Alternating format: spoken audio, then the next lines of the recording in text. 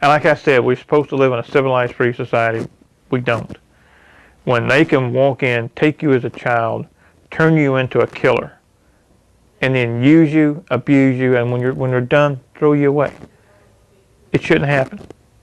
So I sit there and I start taking these puzzle pieces. And this fits, this don't fit, and I'm going like this till picture. And I sit back.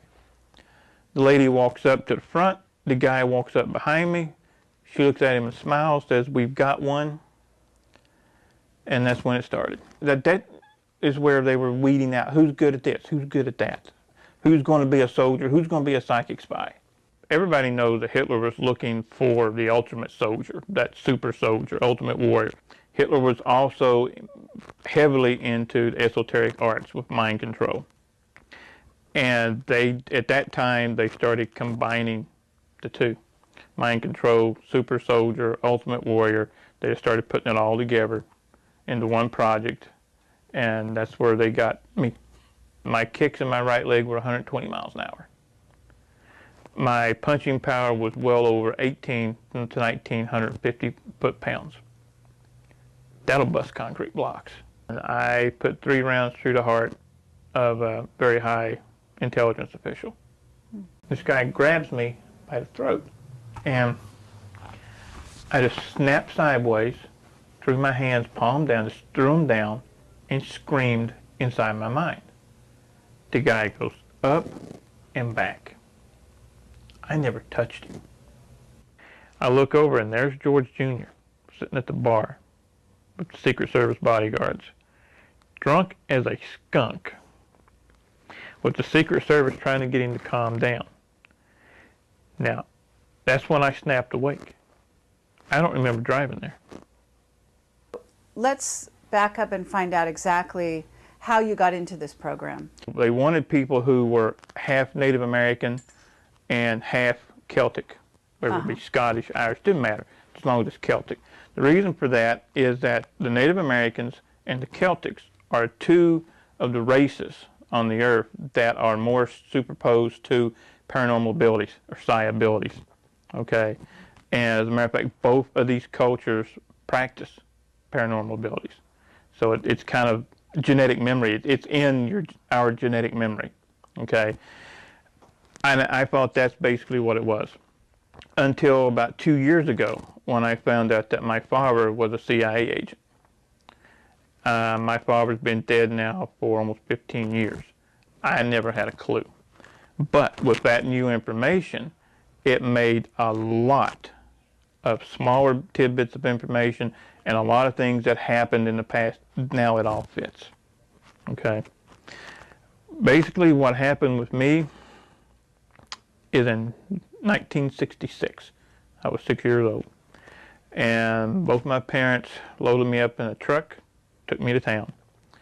Yeah, it's at the edge. It's dark, it's cold, snowing. I'll never forget today, okay, because it stands out. Why are we going to a hardware store this late in the afternoon?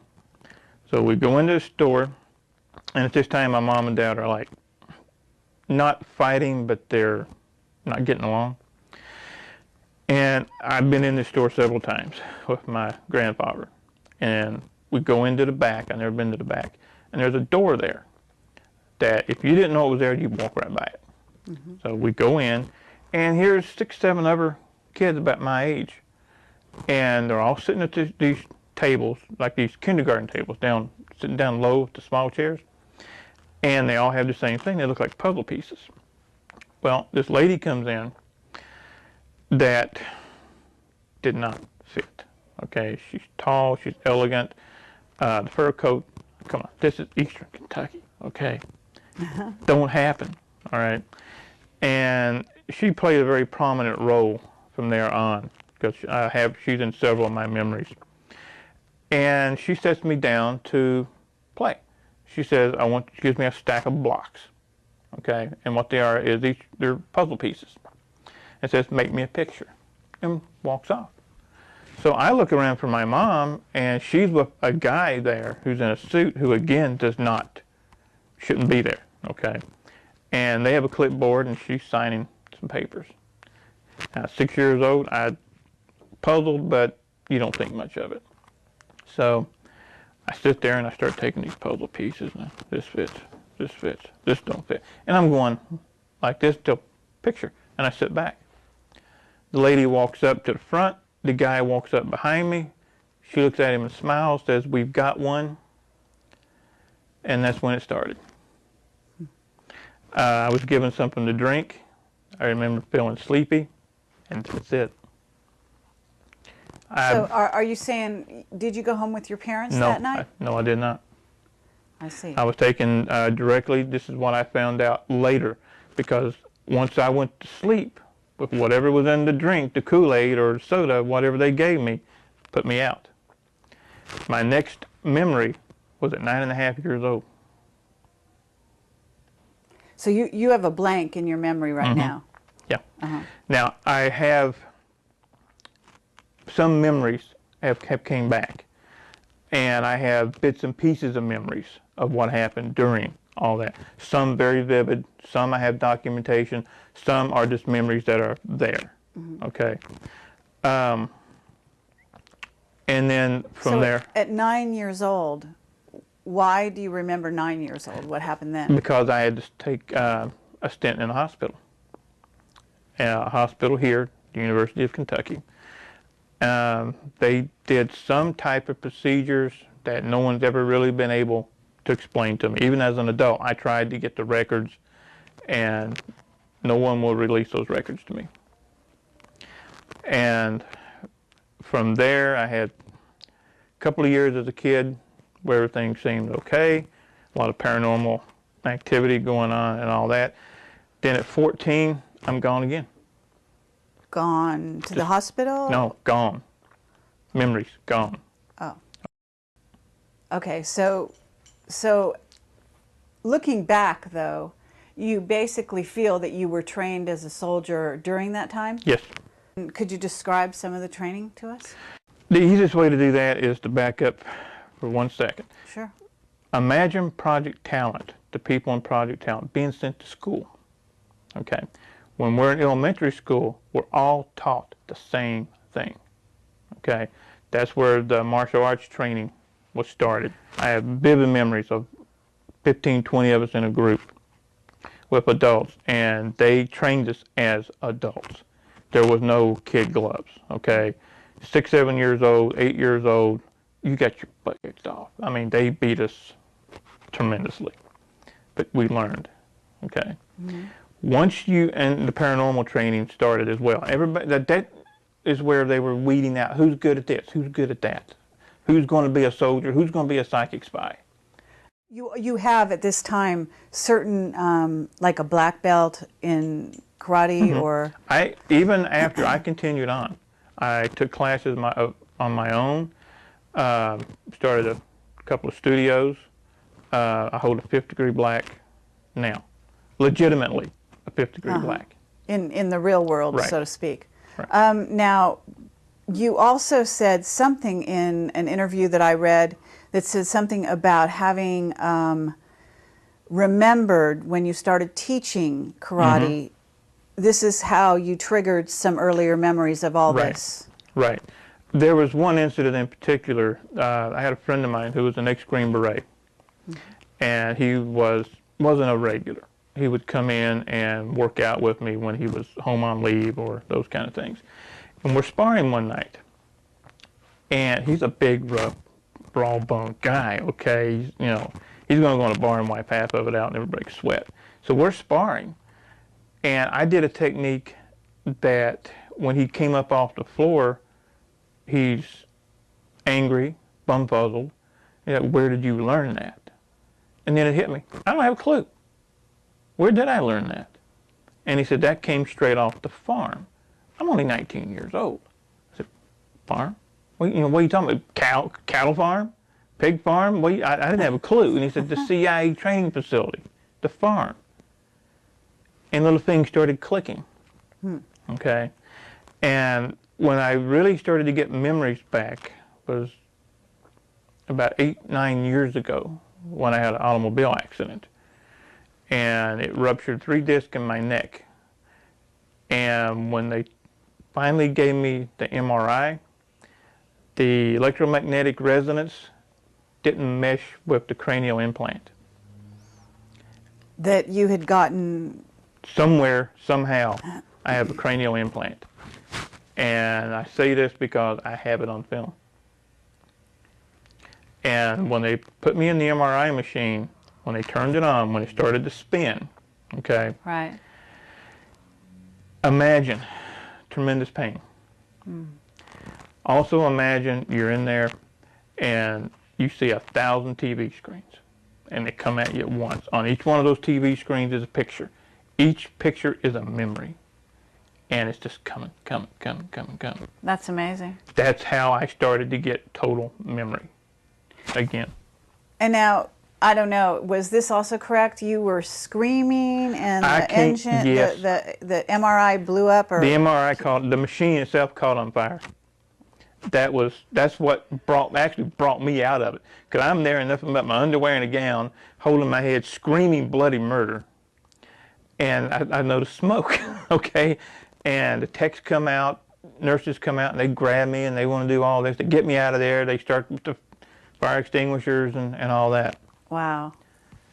Now, do you have the cranial implant to this day? It's still there. It's still there. It's just, from what I understand, it's not working. Oh. And what makes you think it's not working? Because I haven't been used anymore. I haven't had the blackout spell and be gone for 3 or 4 days or a week with no memory. Okay. They stopped. This one is dead center in the brain. It looks like a grain of rice, and it's just dead center in the brain. So it's right that there. small? It's that small. Wow. And I've had it checked through independent sources, and they look at it and like, you got a problem. It's got to be removed. Man, you're going to die. I said, no, it's fine. Don't worry about it. I don't tell them what it is. Okay? I just want their opinion. I want to hear what they have to say. I don't say anything unless I have the proof, or I have someone else who's willing to sign a deposition saying that they were there, they saw it, they know. If I don't have proof, I'll say, this is what I think. Okay. So back when you're a child and you go to the hospital, you said,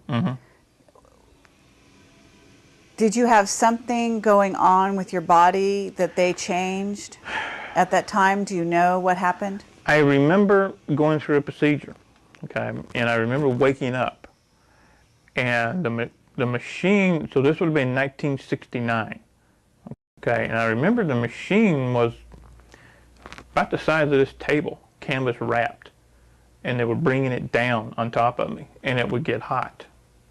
And I wasn't supposed to wake up. I was supposed to be drugged completely while I woke up in the middle of it.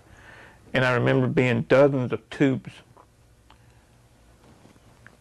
laying to each side of me where they had been plugged in one at a time. Wow. Now, what happened? I don't know. Now, did you have uncommon strength, or were you, did you notice drastic changes in your outlook towards reality? I mean, at 14, this is probably hard to tell, but, as time went on, do you think that you developed at a different rate than other children? Yeah. Because of maybe some of this? I think so. I've always been stronger, faster, more endurance than anybody around. And that is also the same with all of us that came out of these projects. That's part of the super soldier structure. They want the super soldier to be just that super, beyond normal, faster, stronger, more endurance, pain tolerance, et cetera, on and on and on. That's what they want. So can you tell us what abilities you have? But if at the peak of your performance, if you want to call it that, what do you think you were capable of?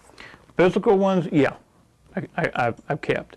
The paranormal abilities, I have kept some. The main paranormal abilities come out when the alternate personality comes out.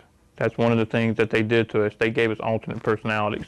So we were trained in the alternate personality. I have witnesses that have saw me bust heavy bags with one punch. You're not supposed to be able to do that. I was measured for punching power, speed, and everything at Burlington, Wisconsin, at a facility up there. It's no longer there. That did all the testing for the pro sports, for the football teams and all that. My punching power, at this time, my weight was 175 pounds. And when are we talking? How many years ago, or what year, if you, generally speaking? Let's see, 1984. Uh-huh. In the spring of 1984. Okay. And the testing came out as unreal. My punching power was heavier, stronger than that of a super heavyweight boxer. My kicking power and speed was even more than that. My kicks in my right leg were 120 miles an hour. My punching power was well over 18 to 1,950 foot-pounds. That'll bust concrete blocks. Okay, now in terms of your psychic ability, what were those abilities? My primary psychic abilities, and the ones that I have kept in this personality, is being able to get in someone's mind, being able to foresee what's events in real time. And when I mean get in someone's mind, I don't mean read their mind, read their thoughts, hear their thoughts. It's more of what some people that I work with now, we call picting. We see pictures of their thoughts. Like, you may be thirsty, thinking about a soda. I'll look at you, I'll see a Pepsi can. Okay, that's what happens. And these type of abilities to a fighter, a soldier, or an assassin, think of the edge that gives that person. So, do you have absolute recall of times when you're in the other personality now? I have witnesses to that, yeah. See, what happened is I'm not supposed to remember anything right now, okay? I imagine. The people who start to remember are usually late 50s, early 60s, okay? Much too old to really do anything, but I'm not saying 60s old, but in this society, by the time you're 60, 62, anywhere in there, people write you off. How old are you now? Because I can't tell. I'm 46. Uh-huh. I know. No, everybody says you don't look 46. That's one of the ever traits that we have. Mm-hmm. None of us look our age. Longevity. Yeah. Okay. Most of the people who when they start getting their memories back, when they get their memories back is when the personalities begin to mesh. They're no longer personality A, personality B anymore. They start going together. So when all these other memories start coming in, meshing with the other memories, they go nuts. Most people. So most of these people committed suicide. Okay. Okay. And now the ones who didn't wind up in asylums. Is it possible, Duncan, that they could also have been programmed to commit suicide? Yes. Like a kind of self-destruct when no longer useful? Mm-hmm. Absolutely. So you kind of have beat the system in a certain sense. Mm-hmm. And you must have had struggles. So what's keeping you going, and what is it that you think allowed you to sort of maintain?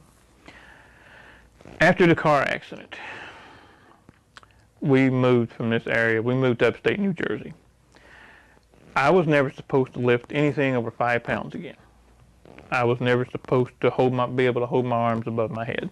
That's how serious the neck injury was. 2 o'clock in the morning, I'm sitting in my apartment in New Jersey, and this little voice comes in. Says, "What the f is your problem? What's wrong with you? You wimp, you're going to give up? You've been a fighter all your life. Get up and fight." I started doing push-ups that night. A year later, I'm fine. So you basically brought yourself back from your injuries. The injury's still there. I can go to a neurologist right now, let them do an x-ray, and they'll look at me and say, "You need to be in surgery today." Okay? Huh. But I refuse to go. The pain is still there. I live with pain 24/7. And again, if this hadn't been done to me as a kid, yeah, I'd probably be taking pain pills on a regular basis. But you're not. I take nothing. So now I'm curious because you have this tattoo on your arm. It looks actually kind of beautiful.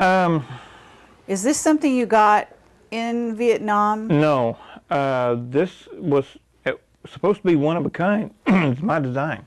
Really? This was something that came to me in a dream, actually. Wow. And I designed it. Is that a dragon? That's a dragon. Uh-huh. And I had a tattoo artist do it for me. And it stayed one of a kind for a couple of years, and then all of a sudden I started seeing it out, and she does have her work on a website.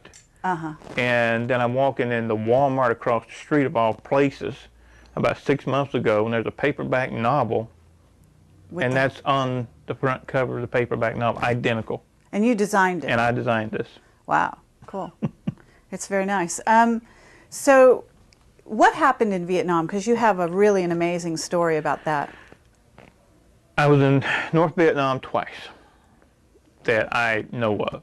Okay. Some of these areas are still murky because, like I said, I keep finding out more things every day. Okay. Once when I was 12 years old. Okay. I know people say, "My God, 1972. You were in Vietnam in 1972." Actually, we weren't in Vietnam. We were in Cambodia. Okay. We weren't supposed to be in Cambodia. A Navy SEAL team and a Marine Corps recon team were pinned down by the Cambodian Khmer Rouge. They called in for reinforcements, somebody to get them out. And I'm telling you exactly what a Marine Corps recon captain and a Navy SEAL captain told me. Now, I have my own memories of it, but I saw it from my point of view. I'm going to tell you from their point of view. A black helicopter, a Huey, lands. 12 kids come off the chopper.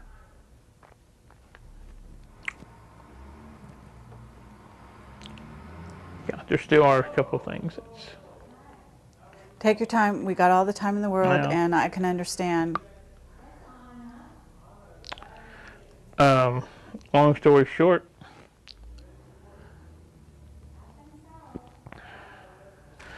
we came off the chopper, formed a semicircle, and we all held hands. Were they all boys? No. Oh. Were they all around the same age? Yeah, I was the oldest. Okay, so all around the age of 12? Anywhere between 9 and 12. I was team leader Okay. on that. We held hands, raised our arms, and killed them all.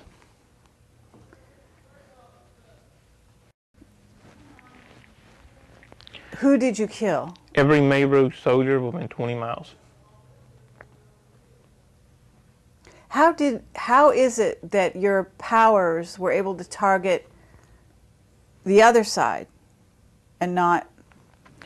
I wasn't the trying to think of the phrase. I was like the lead battery, but I wasn't the one who did the Who targeting. aimed. So you didn't actually aim your power. You guys were the power.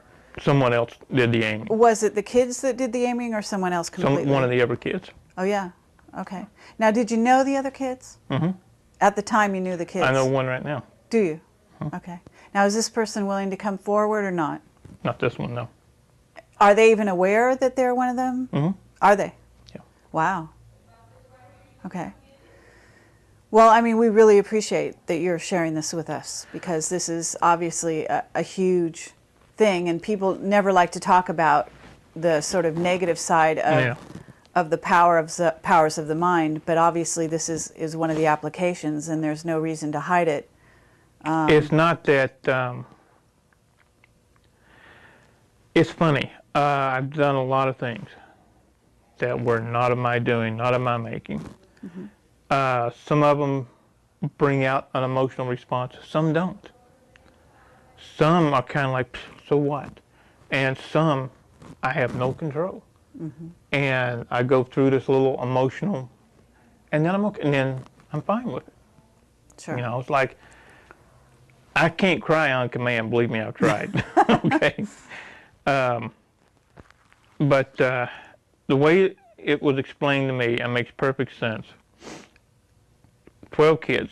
Imagine 12 batteries. You have one battery, you might get okay, nothing. Add 2, you get a jolt. Add 3, you get a burn. Add 12, you get electrocuted.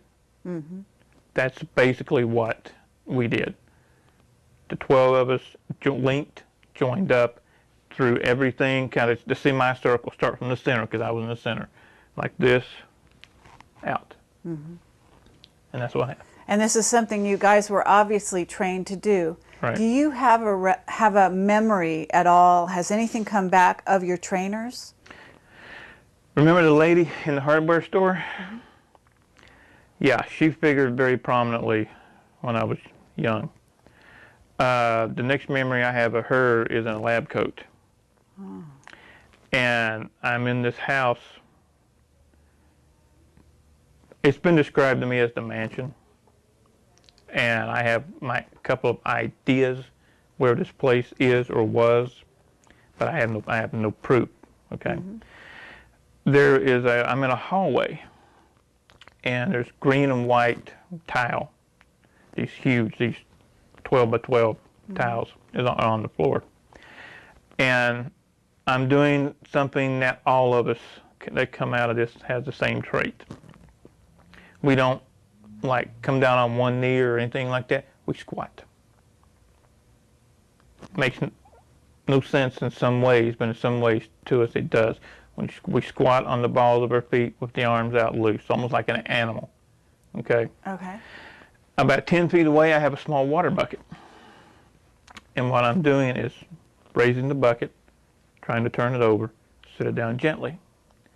Raising it with your mind or with your hands? Correct, just with my mind. I see. And what I'm doing is I'm raising it, turning it about halfway, and it's just dropping. I'm not getting it, okay? And I look around, and this lady's behind me with her clipboard, taking notes. And I tried to get a response. I looked at her trying to be nice. I said, I've almost got it, I've almost got it. And she basically just looks down, snarls, and walks off. There was nothing nice about any of this. Wow. So, okay. You said you were in Vietnam twice that you remembered. What was the second time? The second time, all I remember is being shot down. We were taking off in a Black Hawk. No, I'm sorry, not a Black Hawk. That was that's another incident in a Huey, and we got about 10 feet off the ground, and took some anti-aircraft fire, and we went down. And this Navy SEAL captain, who we've talked about, is the one that pulled me out of the chopper. Oh. So this is the guy, the witness that you say is also witness to the Vietnam incident that you told us with the kids. Correct. And he was in charge of where was he at the time? The easiest way to say about this guy, his whole family was CIA. Okay. He was one of the most decorated and had one of the best kill records in Vietnam. His abilities as a sniper were unparalleled. And then at the same time, he was also a sailboat captain, because he pulled, I think, 5 or 7 tours in Vietnam.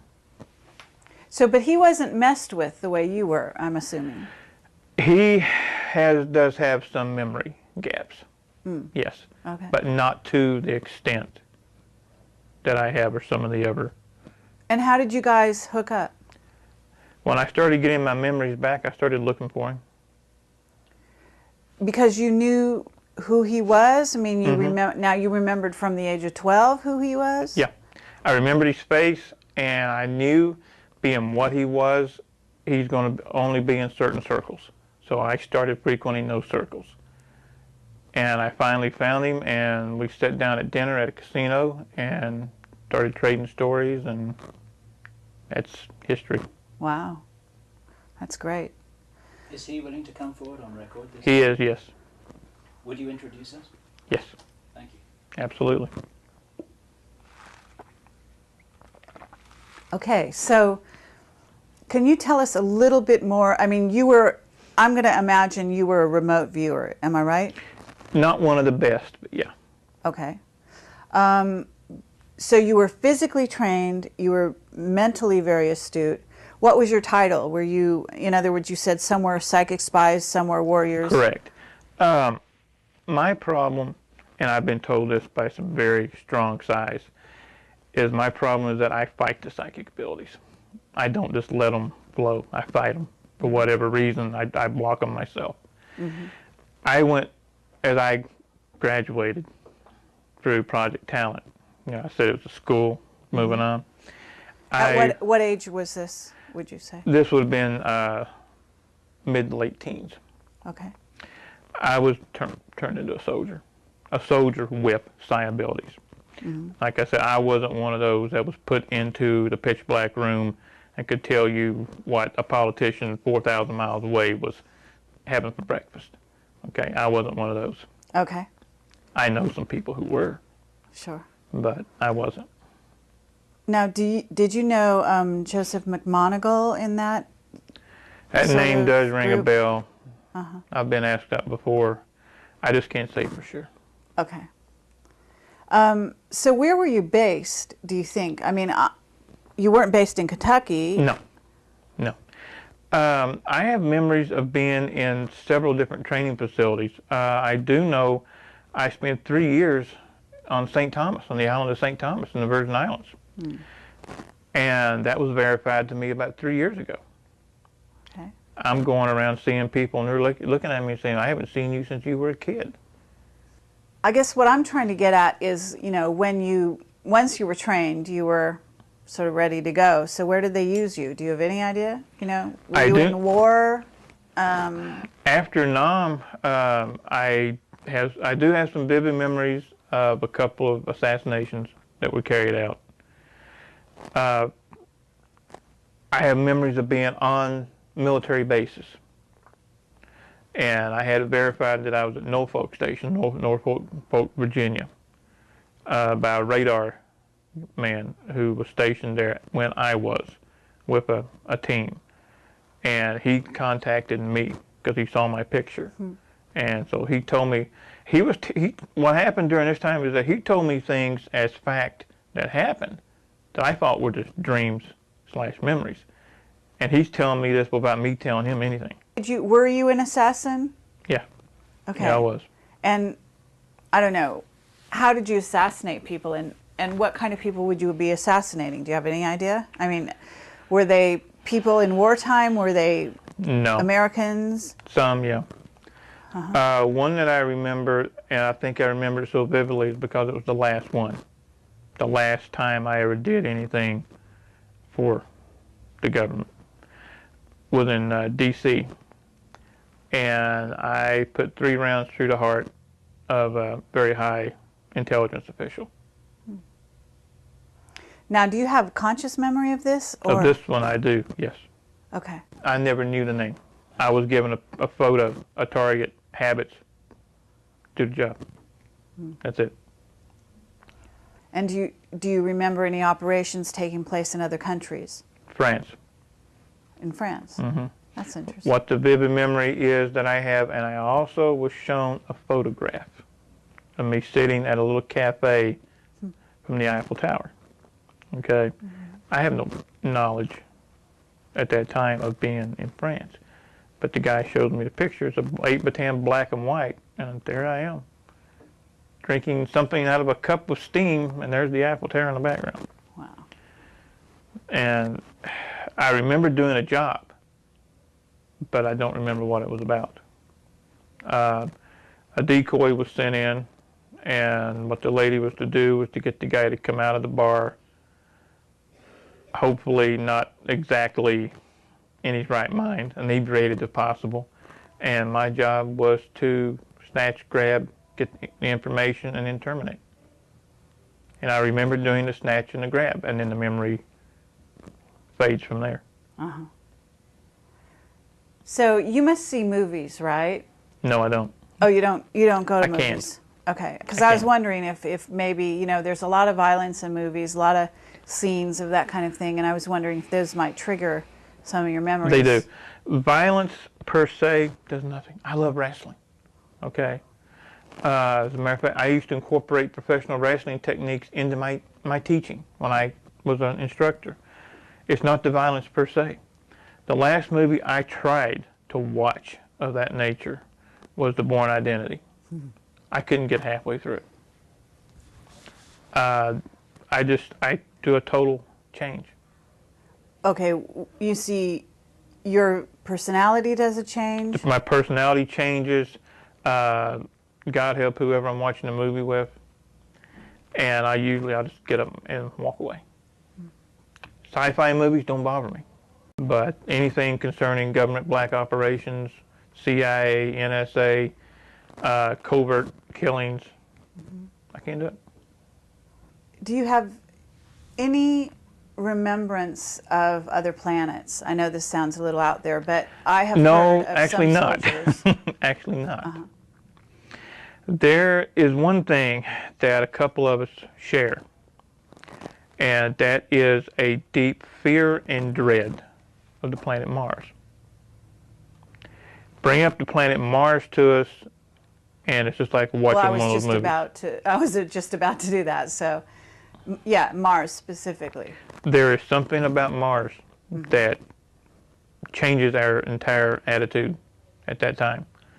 I know one person who point blank says they better leave Mars alone. Leave it alone. Meaning leave it alone, don't talk about it, or meaning don't go there? Don't go. That they're waking something up. On Mars. Mm-hmm. Now you're still a psychic, when Sure. you say. Okay. So you must have some thoughts or associations with Mars. Are you willing to talk about that? I mean, because I know that you said that you develop headaches sometimes after these talks. Mm-hmm. You know, where you reveal and kind of go back in your own mind as to your history. I'm and so having on. a good one right now. Headaches are part of the conditioning. Sure. Okay, it's a headache, but it's a fake headache. It's a programmed headache. I'd like to know if you see special machinery. Yes, Okay. it's underground. Uh-huh. And have you seen any certain kind of beings there? Yes, they're in stasis. It's like a kind of artificially induced hibernation. Thank you. And is that, it's not humans that are in that state? No. It's the beings. And they're very tall. They have long features. Do they look like the Egyptian Quite a bit. leaders? Okay. Quite a bit. Talk a lot about anger in the recent interview that I saw that you've got, I guess, on your site. Yeah. And can you tell us a little about that? Can you describe the anger, how you deal with it? There was, at one time, it was pure rage. When these memories came back, and when I sat down and I started putting together all the things that, starting at 6 years old, all the things that was done to me, things that I was forced to do, etc. It was pure rage. You know, my first impulse was to go to D.C. and just go nuts, okay? Well, as the old saying goes, I'm crazy but not stupid, okay? And as a fighter, I was trained, channel your anger. Don't let your anger channel you. Mm-hmm. And that's what I started doing. So I took, instead of just being so mad I can't do anything, I turned that anger to being so mad I want to do something. And I've stayed that way. So is that why you started writing books? No, actually I started writing as just kind of my own therapy, just to get it out. Mm-hmm. And I had never written anything. And somebody read some of it and said, this is pretty good, you need to keep it up. And so I did. And now you've got a book coming out, isn't that right? Yeah, Deadly Awakening. It's about everything we've talked about here, plus all the side streets that we don't have time to go up. It's supposedly going to be turned into a movie. Okay, that totally caught me off guard. So. Well, that's wonderful. You know, that's very exciting. In terms of telling your story to a wider audience, what would you like to result from that? I would like to see enough people wake up to march on Washington and say these projects stop and hold the people accountable. Okay, there's not going to be class action lawsuits. There's not going to be prosecution. That's fine. You know, I got over that years ago. Everybody else involved needs to get over that. Just hold them accountable and stop it. Okay? Do you think this is still continuing this day? Yeah, absolutely I do. Do you have any information about in what form these projects are continuing? I I remember think you said that in the 60s there were 1,000 kids, of which there were you thought there were only 60 left. In 1966, there were supposed to have been 1,000 that were taken worldwide that was in my group, as it were. There's only about 20 of us left now. You know, I think what I have to explain, we were actually at 6, 7 years old put in survival of the fittest. Okay, our personalities were split. Any normal kid, any normal person would not do the things that we did in their right frame of mind. So they had to split our personalities, and they had a clean slate with that new personality. Had no rhyme, no reason, no right, no wrong, no concept. So they made it into what they wanted it to be. This is how they split my personality. Now, I don't know, I'm sure they did the same identical thing to other people, but I know for a fact not to each one. There were different techniques for different people, different kids. Now, the way it was described to me when I was a kid is it's your treatments, almost medical terminology. Imagine being 6 years old, and this is one of the funny things, I can talk about this with very little emotional because it was done to me, not something I did to someone else. You're strapped naked to a wooden chair. Arms out like this. Here, you're strapped here, here, and here. Your fingertips are spread open. Things are inserted here. So you can't do this. And I know you noticed, because I saw it in your mind and I saw it in your eyes, I have a phobia about my fingertips. What they did is they inserted needles underneath the fingertips. That's bad enough. Hook those needles up to electric current and turn it on. Waterboarding is where you basically drown the person and then bring them back. In my case, they did 2 ways, strapped to a chair and would take a water hose and just spray it. You can't breathe, and then you're gone, and they bring you back and all that. And then I remember having my head dunked. That's why I don't swim. Now, what would be the purpose of that? To cause pain, intense pain. What happens when the body and the psyche goes through the amount of pain it can tolerate, you black out. You pass out, you faint. Well, the Germans brought over a drug with them. Once injected, it blocks those receptors. You can't black out. You can't even force yourself to faint. So once the psyche has gotten to a point to where it cannot take any more, you have 2 choices. Split off into another personality to save yourself, or die. Okay. Okay, I understand. When the pain becomes too much, the way you're able to survive and stay together mentally is actually to go someplace else. Exactly. And you go so far someplace else that you're actually in another, you creating another part of you. Exactly. You create a total separate individual to where they can pull out that alternate personality. Now, 1 second I'm me, next second I'm somebody else. Now I'm back to me. That's how they wanted you. Have you seen Manchurian Candidate? No. You never saw that? No. Okay. Well, if I refer to that movie, I don't know if you know what I mean, but I know what the Manchurian Candidate is. you Yeah. know what it's about. Okay. Is it possible that you could be activated by a phone call, say? The last time that I did a job, that's what it was. I got a phone call in the middle of the night. Can I be activated now? I do not think so. They burnt the chip out. Okay. Do you think it's a tone? Do you think it's words? I mean, do you have any idea what it is? I think it it's music? a combination, and I think it's more than one. There's, in order to open a combination safe, you've got to have a combination, which is more than one number. So I think what they did, they set up, you have to have a system of checks, balances, and fail-safes, to where if you're watching TV and all of a sudden you hear the correct word or whatever, you freak out, kill everybody.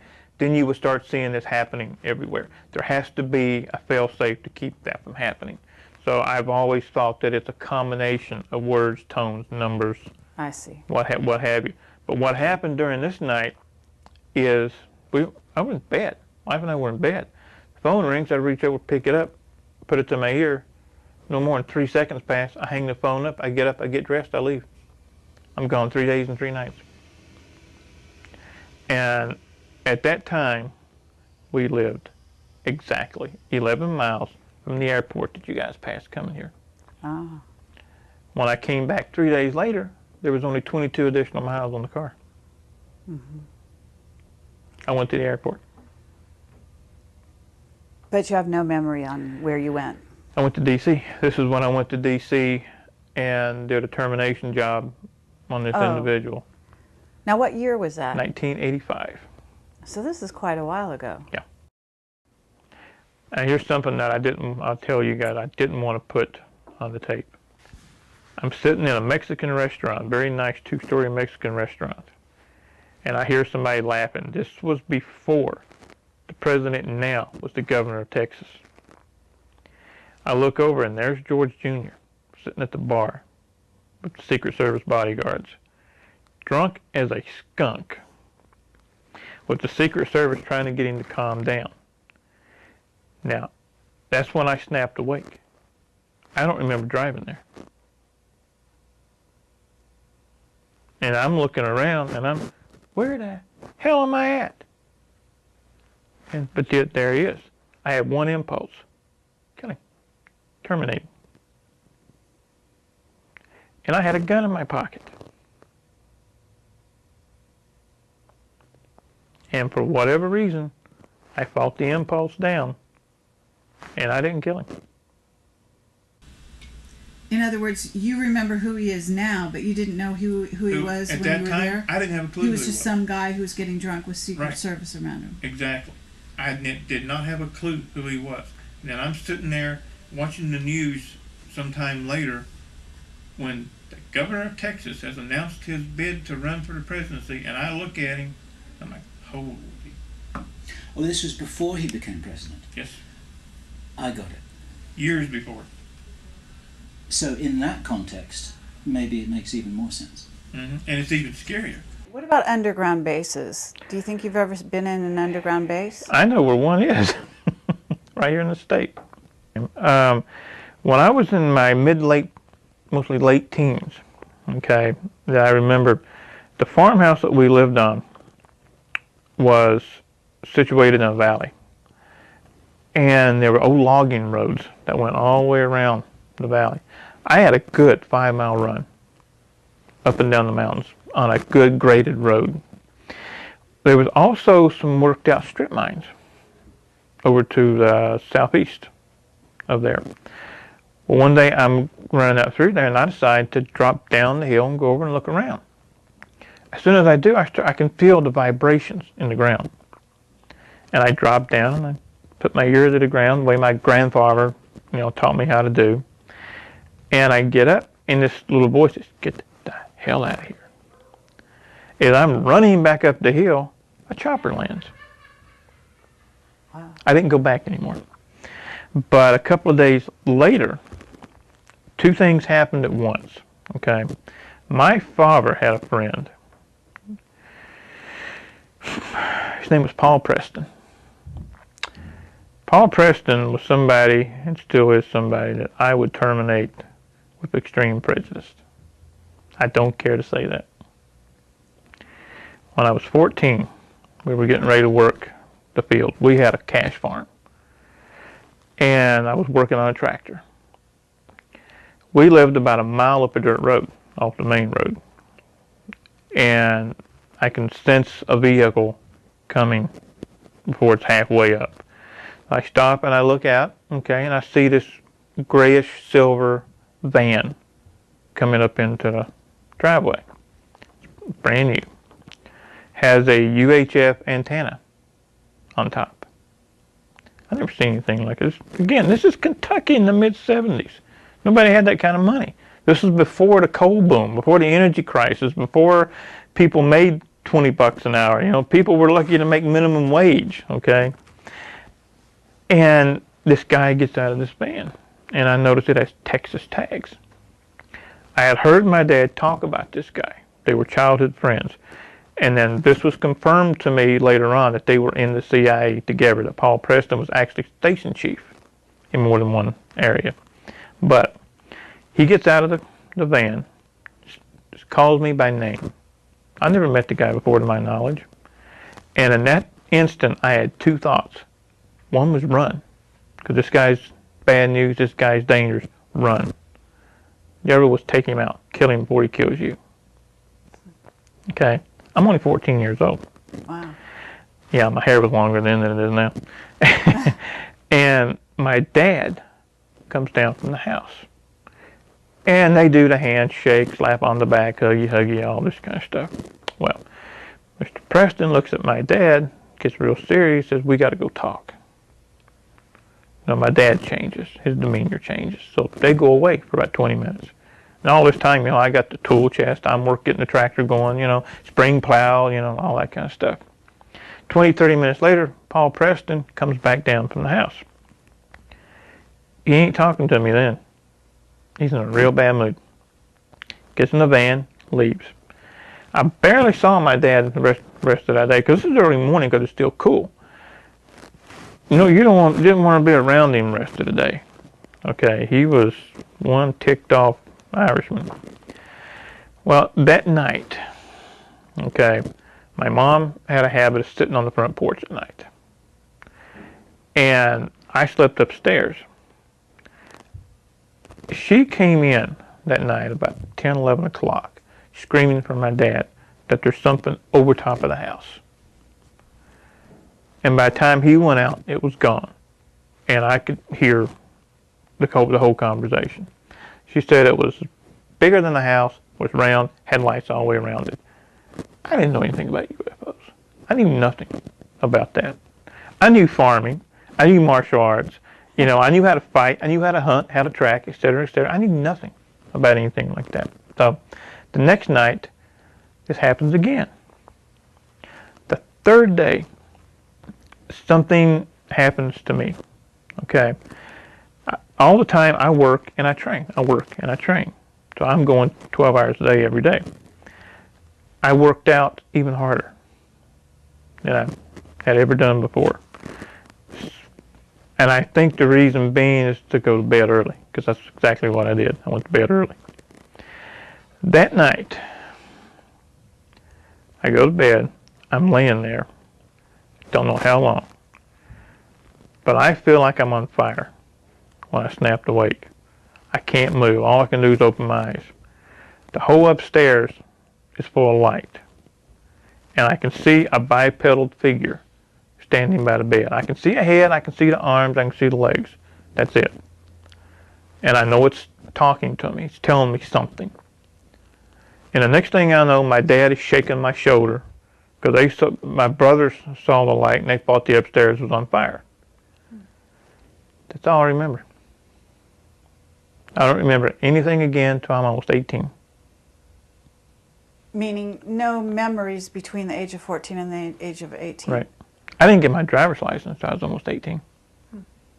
I should have had them at 16. I didn't get them until I was almost 18, because I wasn't around to get them. Do you remember what the being looked like other than 2 arms, 2 legs? That's all I could see. A torso, 2 arms, 2 legs, and a head. Not an oval-shaped head, but a head-shaped head. A normal shaped head. I'd estimate maybe 6 feet tall. And it was white as well, but a paler shade of white than the rest of the white in the room. I think all of these go together. The visit from Paul Preston, the craft over the house, and then my leaving again. All go together. And your father's anger, perhaps? Yeah. Okay. I think he may have thought, for whatever reason, that I was clear of it. And then Paul Preston comes back and says, no. I don't think he had a choice in the matter. The only anger I have with them is not coming out and telling me something. Okay? Especially after I'm an adult, and I start getting memories back, and I start saying, okay, what gives here? I know this isn't what happened. I know this wasn't right. What gives? I think I deserve more of an answer than can't tell you and leave. The first thing I did is when I started getting memories back is I started looking up old friends. And I would ask them, during this year, 73, 74, 75, where were we? What were we doing? I have memories of doing things. And every one of them, to a T, we were doing this. We were out doing this. Well, I remember that. They go, how could you? You weren't here. And one guy even went so far as to say, we went up to the farm to pick you up one day to see if you wanted to go away. We hadn't heard from you. Your dad ran us off. Those were, so what I had of those years were false memories. The memories I had of camping, going to the Dairy Queen, that kind of thing, were implanted. So you also said in your writing that you have one of your arms is wired or something, is the what right you call it? Yeah. The implant is right here. I know it's right there for 2 specific reasons. One, I had a guy put a meter over it, and they found it that way. And 2, it itches. And what it is, I call it an enhancer. It increases physical strength and speed. There's like wires that run from it to go down the arm out into the fingers. And it's only in this shoulder and this arm. It's not body wide. I wish it was, but it's not. This is the hand and the arm that I've busted many heavy bags with. As a matter of fact, there was an incident to where I grabbed a guy who was a good 40 pounds heavier than me and just straight up off his feet. And then when I realized what I had done, it just dropped. It's like it's tied. I don't know the science of how it's tied in. I really don't. But I know that it's tied in with the fight or flight scenario. When there's danger, it kicks in. If I feel threatened, it kicks in. The throwing of energy, yeah. That one freaked me out when it happened. I had a job in Lexington, a place that was, at that time was called the Community Kitchen. Now, there was no kitchen. What it was a facility for homeless, indigent, that kind of thing. We had doctor's offices, we had social service offices, showers, clothing, all that. But it was also a haven for pushers, users, abusers, rapists, killers, you name it, they came in there. We could have 60 to 100 people in the facility at any one time, and I was chief of security. And we had a fight that broke out. I mean, it was nothing. We'd have 3 or 4 fights a day, okay? But we had 2 girls get into it. They fight worse than men, okay? And my partner had one holding her down. I was holding the other one down. And when I say holding them down, I was just sitting there with one arm on her shoulder, okay? She was laughing about it. And the next thing I know, I look up and I see this extremely large man standing over top of him, and he's got 3 or 4 friends with him. And he's giving this routine, I'm giving you to the count of whatever to get off of her, I'm going to do this. Well, I snapped. I'm on the ground. I look up, I see I'm outnumbered, outgunned. I changed. Normally, I would have rolled out of the way, got up, started cussing him right back at him, threw him out the door. No. I stood up and hit him. And the witnesses there said I didn't just hit him once. I hit him 12 times in a matter of a second. It broke his neck. His neck was as big as my legs. And it just snapped his neck. Well, when that happened, the whole facility went berserk. It just went, half of them were coming at me and my partner, and the other half was using it as an excuse to get whoever they didn't like. Mm-hmm. And it's during these times that something happens that I can't explain. It's like I step outside of space and time. Everything turns black and white. Everything goes slow motion. It's like I've got all the time in the world to go from point A to point B because this guy ain't moving. Okay, and it's like I'm just walking through, bam, bam, bam, guys going down, and then I'm grabbed. This guy grabs me by the throat, and I just snapped sideways, threw my hands palm down, just threw them down, and screamed inside my mind. The guy goes up and back. I never touched him. And when that happened, that ended the entire fight. Because I'm standing there, and I'm looking around, and I'm suddenly aware that everybody's staring at me. And somewhere during this time, the cops have been called. So here come the cops, here come the ambulances, the paramedics. And I talked to one of the cops, give the report. Half of them are taken to the hospital, the other half are barred out, some are taken to jail. And I went to the nearest bar I could find. And I sat there because I didn't know what to do. I knew something had happened. I knew it was real because people were saying, were coming up to me, what did you do? How did you do that? And I'm like, I don't have an answer for you. I don't know. What year was this that this happened?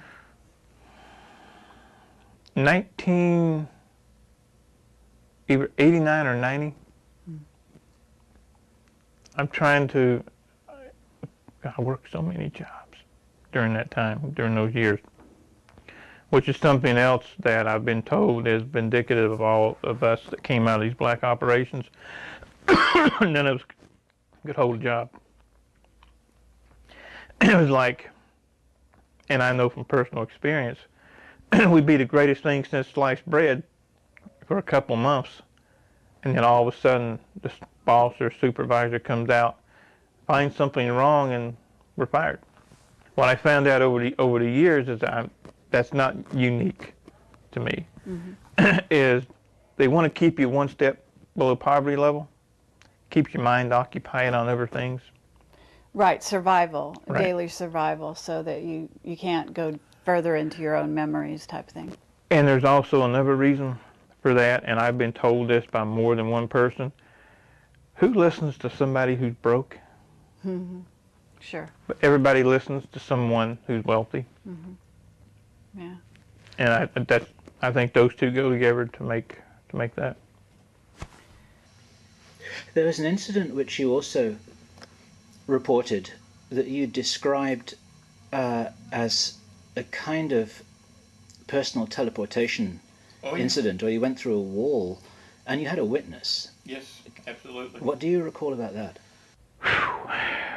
I get freaked out every time I think about that one. It was at a house in Oklahoma, and I was helping a friend of mine move. And I was in the one bedroom, and she was in the kitchen.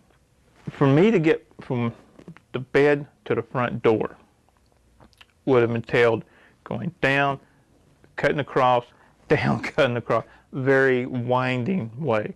Well, as I said, she was in the kitchen, straight line, kitchen, living room, front door. No door in between, no wall in between. Well, she was reading and doing her own thing in the kitchen, and I'm sound asleep. And her youngest son gets up screaming and goes to the front door trying to get out. This is 2, 3 o'clock in the morning. She jumps up, starts to run to get him. I hear the scream, and I remember raising up on one shoulder, in the mind, seeing the kid, reaching toward the door, and I'm at the door. She said that I came through the wall in front of her, and all she could do was just stop and say, "Whoa." And I think, whatever I did, if I had froze inside that wall, that would have been fun. My grandfather, my mom's mom, was a full-blood Cherokee, and he gave me the name of Gray Feather. Gray Feather? Yeah. And I asked him once, I said, Pops, what does Gray Feather mean? And he said, "You're a tween man." And he had an accent, and I said, "What?" He said, "You walk between worlds." And this is before I knew anything about anything. I saw 9/11 2 weeks before it happened. I put it up on some bulletin boards on the net, was laughed at. I lived in Delaware at that time, right on the eastern shore, walking distance to the beach. I had a trip planned to Boston. A couple of days before the trip, because we were going to drive it, I get a phone call. And it's the metallic, digitized voice. It says, "Postpone your trip." 2-day window, plus or minus 1 day, wherever, here, or here. It's going to be something big happen in New York. You don't be caught in it. Now, have you had other premonitions that haven't come true yet? Yeah. I've seen this country almost split in half. I mean, physically split in half. Again, I lived in Delaware, and I just laid down, and it's one of those times where 1 minute I'm here, next minute I'm here, okay? And I'm looking down on the United States. This is before I knew about the super volcano and all this and that, but I saw that area all going up into Canada, coming all the way down into Mexico. The whole western part of the country split off from the rest of the United States. And what I'm seeing is like a river of fire coming all the way down. Wow. And did you have a timeline for that? Soon. Very soon. So are you making any plans for yourself and your family because of what you're dreaming or seeing? Yeah? Yeah. Are you finding a safe place? There's really not going to be a safe place. The best preparedness that I know of is to be able to be mobile. There is no one safe place. Okay. I started to go public when I lived in Delaware, after an attempt was made on my life. So when was that, approximately? About 2002. I was out for a jog. I mean, I'd had other things happen before, but I didn't, at that time, never made the connection, okay? Now I make the connection. I was out for a jog, and it's in the wintertime, and I hear a motorcycle. Motorcycle? You ever been on the East Coast in the wintertime when the wind blows? It's frigid. I have, actually. And I'm out jogging, and I hear a motorcycle, and the ears go up, hairs start standing up, one of those. So I go from a hard run just to a light jog, and I see the motorcycle. Solid black. No insignia, just solid black. 2 riders dressed in black. Black OPEC face mask. I'm going this way, they're coming this way. This thing is going so slow, I'm trying to understand how in the world it's staying up. And as it comes up to me, I'm running scenarios. Okay, I'm wearing ankle weights and wrist weights. Like, okay, I'm waiting to see a gun. So I'm thinking this was coming off, this is going to throw, forward row, kick the back wheel, try to get an advantage. Just all this is playing out in my mind. The guy does open his coat, puts his hand in his coat. This is the rider. All I see are two fingers. Points them at me and goes like this and goes back. And I'm thinking, okay, this is just a warning, okay? And they slowly go on down the road, going towards Route 1 to go north. I didn't make it 10 steps. I had puke, bile, everything. I had to crawl home. I was sick for 3 days. I finally got to the doctor and said I had some kind of unknown viral infection. He did shoot me, just not with a gun. I think half the people who hear what I have to say look at it and say, what a lying stack of dung. This is so much BS. There is no way any of this could happen, etc., etc., etc. Well, I'll give a response that I gave a guy on a radio show one night. I wish that were true. I'd love to be able to take a pill every day and have a nice life. But I can't, because it did happen. And I don't have the whole story myself. And I may never get it. What happened to me, you know, and I know, I told about how they split the personality. That's just the tip of the iceberg, okay? I remember the beatings, to being thrown naked into a refrigerator room because I couldn't get something right. You know, this went on, and not just to me, but to all of us that were in this particular group. And this stuff shouldn't happen. You know, we consider ourselves a civilized, free society. There's nothing civilized about this. There's nothing free about this. There is strength in numbers. I would like to see, I mean, come on. You can have a 1 million man march on Washington put together by somebody that the government laughed at. Why couldn't we do the same thing? This stuff has got to stop. You know, people, and like I said, we're supposed to live in a civilized, free society. We don't. When they can walk in, take you as a child, turn you into a killer, and then use you, abuse you, and when they're done, throw you away. It shouldn't happen. And you asked earlier, what is the one thing that I would like to see come of this and any subsequent movies, videos, whatever? I want to sit in a chair just like this in Washington, D.C., in front of the full Senate and demand answers. I'd do it in a heartbeat. I ain't shy.